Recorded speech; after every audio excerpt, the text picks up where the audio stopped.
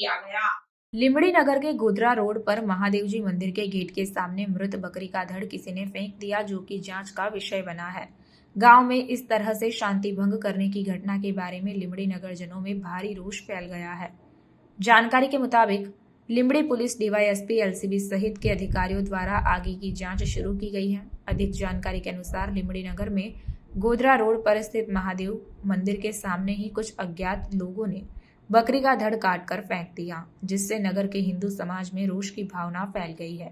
इस तरह की क्रिया करने वाले अज्ञात लोगों के खिलाफ लिमड़ी नगर के हिंदू संगठन द्वारा पुलिस को सूचित किया गया है और वर्तमान में पुलिस द्वारा आगे की जांच शुरू की गई है। आज सवारे अमने 9 वागे जानकारी मળી કે ગોધરા રોડ ઉપર મહાદેવજી મંદિર આવેલું છે। ત્યાં આગળ કોઈ અજાણ્યા ઇસમો દ્વારા શાંતિ ડોળવાનો પ્રયાસ થયો એવું જ કહેવાય કે મંદિરની સીડી આગળ મૃત બકરાનું માથું નાખી ગયા, બરાબર।